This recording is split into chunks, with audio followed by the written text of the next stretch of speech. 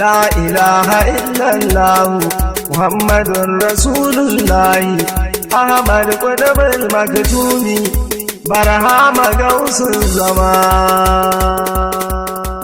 Jama'at Sharawul Islam Muddahu Sayyidul Anami ta ƙasa reshen jihar Katsina farin cikin gayyatar sha'irai da masoya na Annabi Muhammadu sallallahu alaihi wasallam zuwa wajen buɗe studiyon ɗaya daga cikin ƴaƴanta wato Malam Nafi'u Yaqub Baba Turakin Sharif Rabi'u Usman Baba shugaban ƙasa na masu yaban manzon Allah sallallahu alaihi wasallam wadda aka sa wa suna Sharif Rabi'u Usman Baba Musical Studio Katsina babban taro wanda kuma shine babban bako mai jawabi Maulana Sheikh Tahir Imam shugaban taro kuma shugaban jama'at Sharawul Islam reshen jihar Katsina wato Alhaji Sirata Dalhatu Imam babban mai masaukin baki limamin Juma'a na babban masallacin jihar Katsina Sheikh Mustafa Imam manyan baki masu zuwa khalifa na Sharifi jikan manzon Allah wato Sharif Fatihu bin Sharif Rabi'u Usman Baba sai kuma mai girma shugaban jama'at Sharawul Islam na ƙasa wato National Chairman Alhaji Sheikh Abubakar Musa Madihi Kaduna sai kuma National Secretary Alhaji Mukutar Zakiru daga jihar Kogi sai kuma babban wazirin Sharif Rabi'u Usman Baba kuma shugaban Sharawul Islam na jihar Kano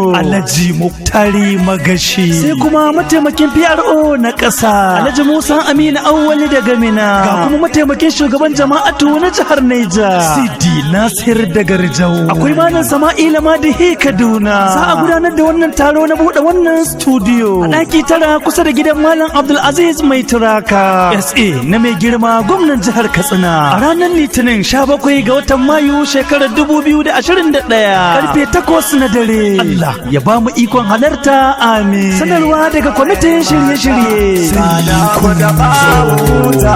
ban isa da sakai mana gata mai kyawun sura mai La ilaha illallah Muhammadun Rasulullah Ahmad Qutbul Maktumi Barhama Gausul Zaman.